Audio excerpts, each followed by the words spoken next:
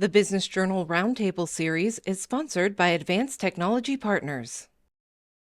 What should investors consider when leaving their assets to younger family members? And how about leaving wealth and assets to a nonprofit or creating an endowment? I think if the process has gone right, the younger family members are relatively educated already. You definitely have to work, I think, as Stephen and Tim have both said, you want to work with your accountant and your lawyer. You need to be in concert there, understanding what the overall net worth is and how to utilize trusts, which could be quite important. What we see a lot is maybe an irrevocable trust is used at the parent level that then flows into an irrevocable trust for the children that moves along a bloodline, for instance. My daughter, very proud of her, a school teacher, but there is a trust in place for her and to take care of her husband, and her children. If they're divorced, that money will stay with my daughter and her children.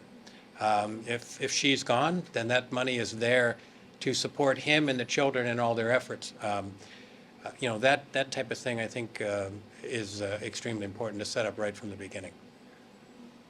I think when leaving it to younger family members, such as children, you got to think about their age, their ability, their needs, and factor that into your plan, which should be looked at on an ongoing basis. You don't set it and forget it, because as they age and their lives change, it needs to change with them. So I think it's an ongoing process that you factor in the need, ability, and their age. But then, as dovetailing that into how do you give to a nonprofit, I think it's an excellent way to give back to the communities that have given so much to us and to the individuals who are making those decisions. And it's a great way to teach your family about your philanthropic ideas and beliefs of giving back to those who aren't as haven't had the abilities that others that you may have had. So it's a way of teaching them to give to those who have needs that they may not have.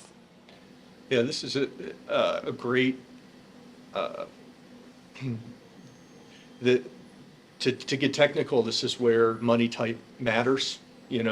So having a plan, particularly at retirement age, of understanding, and you can know with. Of course there's uncertainty, but you can know if there's a likelihood of a legacy, and you can do things then when you're, say, 65 to prepare assets to be best inherited. And the easiest comparison is a pre-tax or traditional IRA versus a Roth IRA and how that's inherited.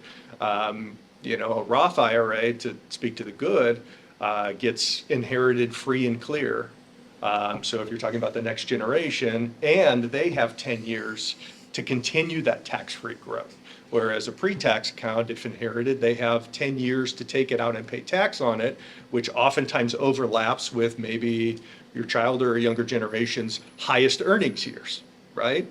So, money type can matter with these types of things, and you can look at the plan and say, okay, we're going to take your Roth assets, and those are going to be your legacy assets.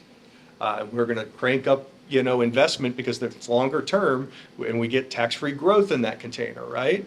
And that's a really, I think, in my opinion, a smart thing to do. And pre-tax money, great for income, also not a bad thing to give to a charity, because charities don't have tax liabilities.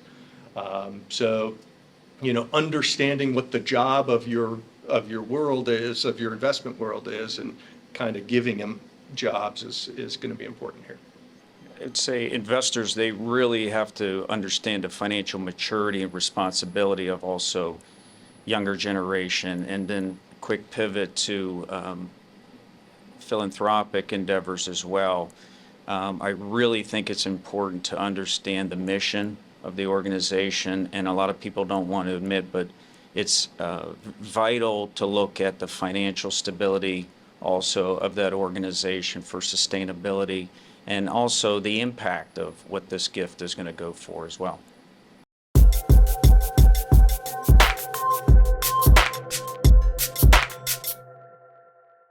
The Business Journal Roundtable Series is sponsored by Advanced Technology Partners.